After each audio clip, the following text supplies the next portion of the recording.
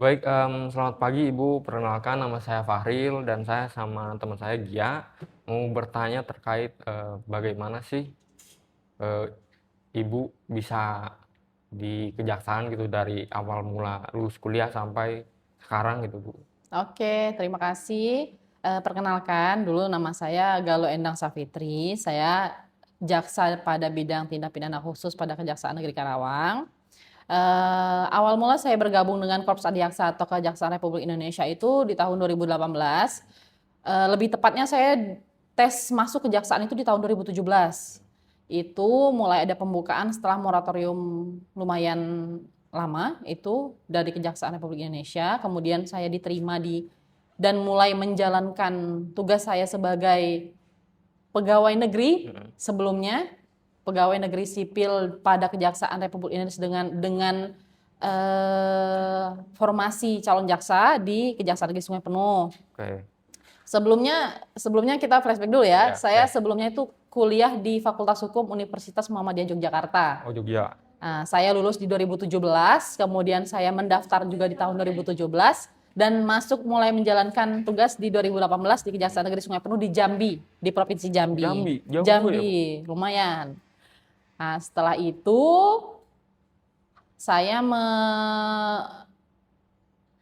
mulai masuk kan di 2018, ingat saya di Januari 2018. Setelah itu saya masuk itu nggak langsung jadi jaksa saya. Terus jadi apa dulu? Saya sebagai analis penuntutan dulu namanya, formasinya zaman itu. Iya. Kemudian untuk menjadi jaksa saya membutuhkan waktu selama kurang lebih 2 tahun. Oh cukup lama ya Bu. Cukup lama.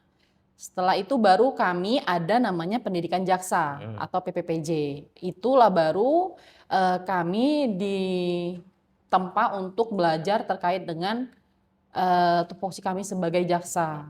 Nah, jaksa itu juga untuk diketahui, sebenarnya jaksa itu bukan cuman jaksa penuntut umum yang sering kita dengar. Iya. Nah, jaksa bisa sebagai jaksa pengacara negara yang mungkin sekarang lebih sering didengar Iya, ya, iya. gitu. Oke, Ibu kan tadi sebagai jaksa penuntut umum ya. Bisa dijelaskan nggak Bu, Ibu tugas di kejaksaan sebagai penuntut umum tuh kayak gimana sih gitu? Oke, jadi sebenarnya saya di sini pindahnya baru juga sih. Saya sebelumnya di Kejaksaan Negeri Bungo. Jadi penempatan pertama saya sebagai jaksa itu di Kejaksaan Negeri Bungo di Provinsi Jambi. Oke. Nah, di situ saya sebagai jaksa penuntut umum dan juga jaksa pengacara negara di bidang perdata data usaha negara. Kalau untuk tupoksi saya dalam hal penuntut umum Ya. ya, itu mungkin itu kan berarti kalau penuntut umum itu saya sebagai jaksa yang melakukan penyelidikan dalam berkas perkara. Iya. Itu saya di Pidum itu untuk tupoksinya penuntut umum itu yang pertama pasti kami menerima berkas kan. Menerima berkas dari penyidik. Menerima berkas dari penyidik itu sebelum berkas itu datang pun harus ada namanya SPDP. Yang sering kita dengar biasa SPDP. SPDP itu baru ditunjuk oleh pimpinan kita di Satker saya di Bungo untuk meneliti suatu tindak pidana melalui SPDP tadi. Setelah SPDP itu datang, kemudian disusul dengan berkasnya. Penyidik dari kepolisian atau ya dari kepolisian. Kalau dari penyidik dari yang lain itu nanti lain lagi bidangnya, bidang Fitsus biasanya. Tapi bisa juga penyidik di Pidum itu bisa ada juga kemarin saya terima itu dari BPOM, perkara Undang-Undang Kesehatan. Jadi untuk diketahui itu penyidik itu bukan cuma polisi ya. Iya. Terus setelah berkas datang dari penyidik, kemudian berkas itu akan diserahkan ke kita untuk diteliti apakah sudah lengkap atau belum terkait dengan delik material atau delik formilnya. Setelah itu apabila tidak ada petunjuk atau tidak ada kekurangan terhadap berkas itu, kita bisa langsung P21. Tapi kalau pengalaman saya nggak pernah melakukan P21 langsung ya terhadap berkas karena saya merasa nggak mungkin pasti setiap berkas itu ada kekurangan. Jadi kita lebih teliti kami sebagai jaksa supaya nanti tidak terjadi sesuatu yang tidak diinginkan di kemudian hari. Karena nanti tanggung jawab kan pasti di kami. Setelah berkas datang, diberi petunjuk ataupun tidak diberi petunjuk, kemudian berkas lengkap P21, baru nanti kita melakukan tahap 2 namanya. Apa tuh? Tahap 2. Nah, tahap tahap 2 2. itu jadi sebelumnya tersangka. Jadi kan kita kalau dia belum dilimpah namanya tersangka Iya. kan. Tersangka dan barang bukti sebelumnya itu masih tanggung jawab penyidik. Karena berkas tadi lengkap, penyidik menyerahkan ke kita semua. Oke. Jadi tersangka dan barang bukti dilakukan tahap 2, diserahkan ke jaksa penuntut umum untuk nantinya dilakukan penuntutan di persidangan di Oke. pengadilan negeri. Setelah itu baru udah dilakukan tahap 2, masa waktu kami itu 20 hari. Jadi sebelum 20 hari habis kita harus limpah perkara itu ke pengadilan namanya. Nah, setelah kita limpah barulah kita bisa bersidang di pengadilan. Itulah tupoksi kami sebagai penuntut umum. Tapi belum sampai di situ sih, sebenarnya masih ada lagi. Setelah kita bersidang di pengadilan sampai dengan akhirnya ingkrah suatu perkara itu, nanti kita juga yang melakukan penetapan hakim. Jadi jaksa penuntut umum itu juga disebut dengan jaksa eksekutor. Maksudnya bukan secara menyeluruh, jaksa itu juga melekat jaksa eksekutor. Maksudnya apa? Jaksa eksekutor itu, jadi setiap penetapan hakim yang keluar, itu kita yang melakukan eksekusi. Itu di tindak pidana umum dan tindak pidana khusus sih dua-duanya biasanya. Setelah itu baru kita eksekusi. Eksekusi baik terdakwa yang sudah dijatuhi hukuman sehingga menjadi terpidana atau dan barang bukti yang sudah dilakukan putusan hakim tadi, baik dirampas atau untuk negara, dirampas untuk dimusnahkan atau dikembalikan kepada terdakwa atau dikembalikan pada saksi. Gitu. Oke. Nah, gini Bu, jadi kita kan mahasiswa hukum nih. Saran Ibu buat kita yang mau jadi jaksa itu gimana, Bu? Oke. Kalau dari pengalaman saya, kalau untuk seseorang atau setiap orang yang ingin menjadi jaksa, jadi saya waktu pas saya nih, kita flashback lagi ya, jadi kita cerita tentang pengalaman saya.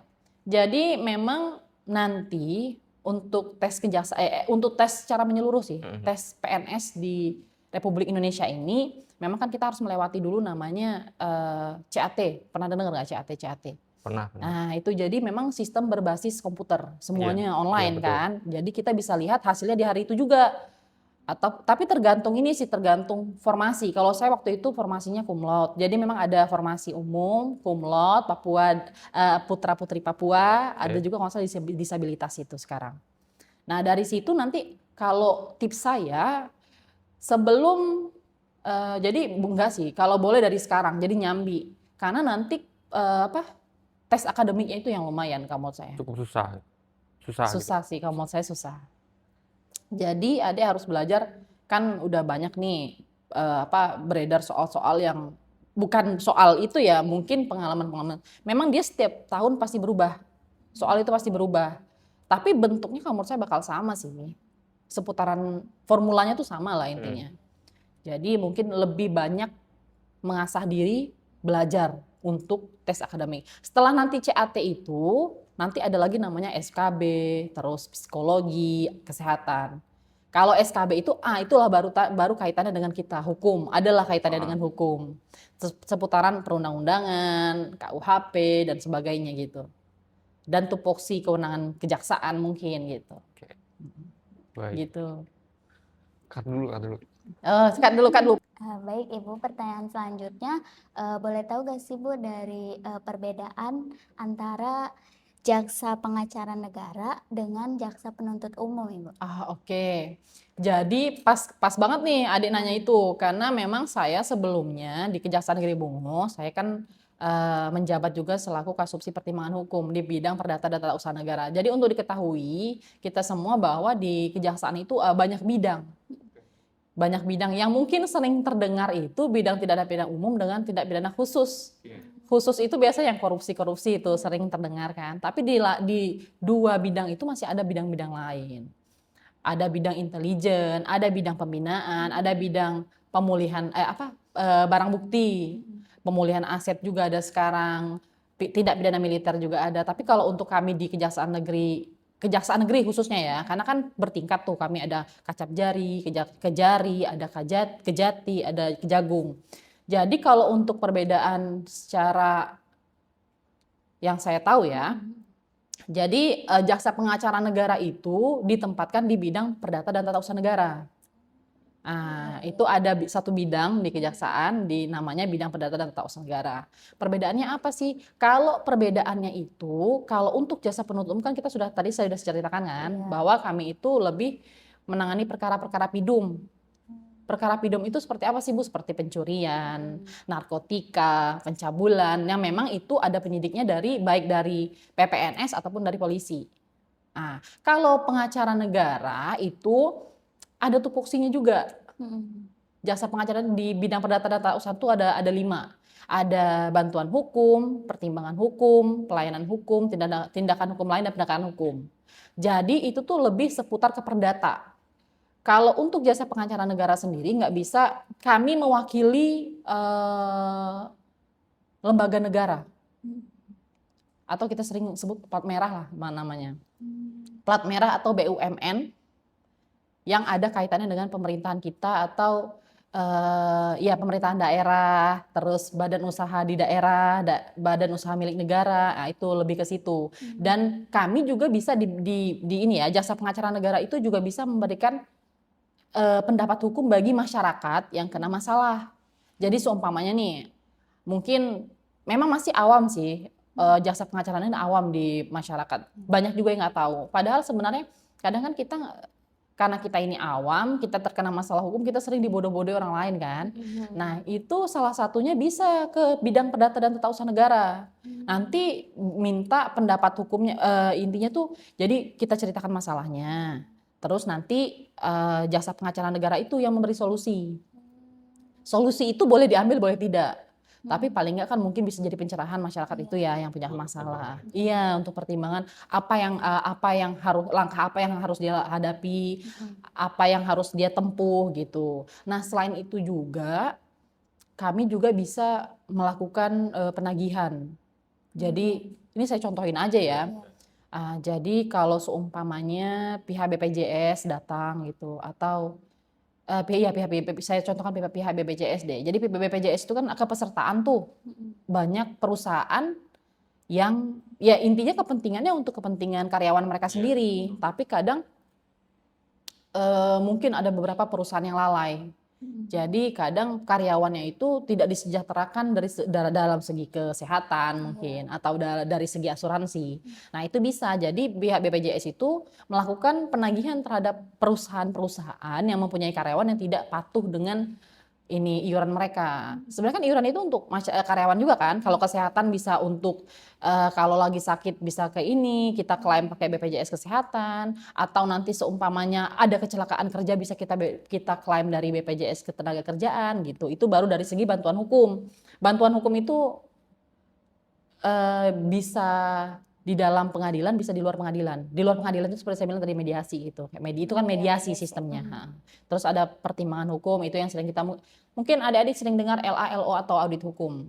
Itu lebih ke pendapat hukum terkait dengan masalah-masalah yang dihadapi mungkin pemerintah daerah gitu kan. Jadi kalau ada masalah terkait dengan semua kegiatan sih mungkin bisa. Jadi kayak mungkin ada pembangunan, ingin didampingi, apakah sudah benar atau belum nih SOP yang dijalankan mereka, lelang mereka gitu. Kalau ini penegakan hukum, saya kemarin udah ada pernah sekali itu pencabutan perwalian namanya. Jadi ada kasus bahwa ayah kandung mencabuli anak kandungnya sendiri sampai hamil. Jadi kita bisa cabut perwalian ayahnya itu, karena kita sebagai negara, kita mewakili negara untuk ibaratnya karena kan nggak mungkin lah keterlanjutan kan, dan nggak mungkin mau terikat juga anak ini kan, jadi kita cabut perwaliannya. Terus ada juga tindakan hukum lain itu juga kami jaksa pengacara bisa mediator, fasilitator gitu. Terus pelayanan hukum tadi yang saya bilang kalau ada masyarakat yang punya masalah bisa datang ke kejaksaan mengadu lah bahasanya. Nah itu semoga harus ke polisi gitu. enggak. Makanya itu yang kami ya semoga nanti dengan adanya ini bincang-bincang kita nanti bidang perdata dan tata usaha lebih dikenal dengan masyarakat sehingga intinya juga membantu masyarakat kan. Ya, gitu. Jadi ada pertanyaan lagi, Mm, bisa disebutkan dan ceritakan gitu Bu, mm. salah satu kasus yang mungkin cukup rumit yang pernah Ibu dapat gitu. Oh, boleh, boleh, oke. Jadi, saya pikir dulu ya, apa ya? Kalau kasus saya banyak sih, banyak sekali. Cuman yang mungkin agak berkesan, nggak berkesan sih, apa ya? Jadi ada lebih ke pencabulan sih, saya. Karena kalau kami itu ada bukan sertifikasi sih bahasanya, maksudnya ada ini pembagian. Jadi ada jaksa anak, ada jaksa minerba mungkin, atau ada jaksa apa lagi yang khusus narkotika gitu. Jadi memang kalau waktu pas saya di Bungo, saya itu jaksa anak, Oh, iya. jaksa anak. Jadi hampir mayoritas saya yang pegang perkara pencabulan. Karena pencabulan itu hampir di rata-rata korbannya itu adalah anak di bawah umur. Jadi mungkin kalau yang berkesan saya banyak sih. Tapi mungkin kalau saya lebih menyeluruh itu lebih yang itu tadi, pencabulan anak di bawah umur. Jadi kadang agak sedihnya itu apa ya? Memang anak di bawah umur itu kan mungkin karena cara berpikirnya masih lemah, Masih labil. masih labil. Jadi dengan omongan-omongan manis yang cuman mungkin ya bisa didapatkan dari orang tua juga sebenarnya. Jadi dengan itu hasutan-hasutan para dewasa laki-laki yang tidak bertanggung jawab itu, jadi anak itu mudah banget gitu. Jadi kenal berapa hari udah langsung disetubuhi, dicabuli gitu. Jadi ada sih satu kasus itu saya agak sedih juga itu waktu pas ada omnya sih, ponakan jadi jatuhnya ya, ponakan itu. Dia disetubuhi berkali-kali, terus dia nggak mau ngadu karena takut orang tuanya bercerai gitu. Jadi itu yang berkesan sih, itu bisa saya tuntut 14 tahun dari saya. Dan putusannya kayaknya, maksudnya di atas 10 tahun lah, saya lupa khusus tepatnya berapa. Tapi itu memang pengalaman karena kita mendengarkan kesaksian anak itu, waktu pas melakukan itu saya, makanya saya berpesan untuk adik-adik semua, untuk mahasiswa-mahasiswa generasi masa depan, untuk lebih apa ya, peduli dengan lingkungan lah. Karena kadang itu menurut saya juga salah satunya kurang peduli dengan lingkungan. Jadi mungkin jadi sesuatu hal yang dulu dianggap itu buruk, sekarang itu bisa dianggap biasa. Iya, benar. Jadi lumrah. Seperti halnya pacaran. Memang saya dulu pacaran juga. Jadi cuman kalau adik-adik, Mbak juga punya adik perempuan atau adik laki-laki, dibantulah dengerin cerita juga nggak apa-apa sih. Jadi lebih terbuka antara satu dengan yang lain gitu. Karena sangat banyak gitu. Pencabulan itu sangat banyak dan yang dirugikan itu juga banyak. Selain masa depan si anak, mungkin orang tuanya juga bisa mungkin kan karena dia kecewa dengan anaknya, jadi impact-nya sangat banyak sih. Mungkin selain itu apalagi ya? Perkara emas sih saya sudah pernah pegang ya. Saya sudah pernah pegang emas yang memang baru emas itu hampir 1,5 kilo.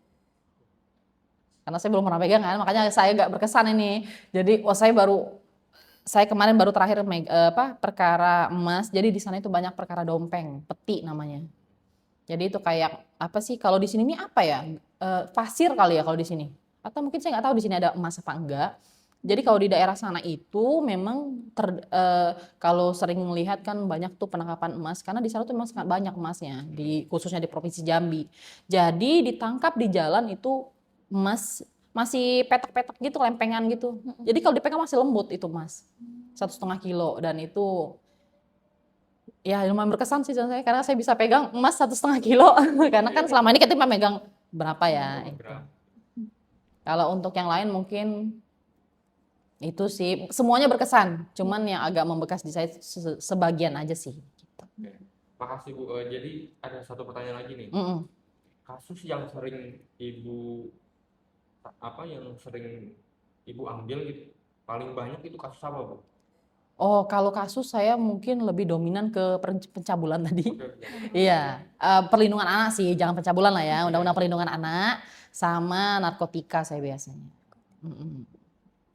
saran dan pesan buat anak-anak, terutama untuk mahasiswa hukum yang mungkin untuk di zaman sekarang gitu kan, zaman sekarang kan era globalisasi gitu ya, bisa kasih saran? Boleh. Jadi kalau menurut saya sih, karena memang sekarang angka pengangguran sangat banyak ya. Tapi saya yakin, ini saya lebih mengedepankan fakultas hukum ya. Iya. Kalau fakultas lain, karena saya fakultas hukum, jadi saya nggak bisa berbicara fakultas lain. Kalau fakultas hukum itu intinya itu kalau untuk generasi sekarang, mahasiswa-mahasiswa yang akan nanti tamat, intinya jangan putus asa deh. Kenapa? Karena kalau menurut saya fakultas hukum itu bisa berbagai lini. Kita juga bisa masuk di ini loh, di rumah sakit loh, sebagai apa? Staf legal. Oke. Karena semua pekerjaan kalau menurut saya bisa kita masuki di fakultas hukum. Makanya saya mengatakan beruntung fakultas hukum itu. Jadi intinya jangan menyerah. Kalau sekali gagal wajar. Di luar sana lebih banyak yang gagal, bisa berkali-kali, beratus kali. Jadi tetap semangat, jangan menyerah. Pekerjaan kalau kita tunggu duduk nggak mungkin datang.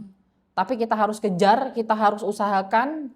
Usahakannya itu di samping kita belajar, kita harus kalau yang beragama Islam berdoa, sholat gitu, mendekatkan diri kepada Tuhan yang Maha Esa atau Allah Subhanahu Wa Taala. Jadi intinya tuh kalau menurut saya semua pekerjaan kalau dilakukan secara ikhlas, secara semangat gitu, dan tidak ada hasil yang sia-sia. Kalau kita udah berusaha keras, insya Allah nanti ada yang bisa kita dapat dari itu gitu. Oke. Oke, baik.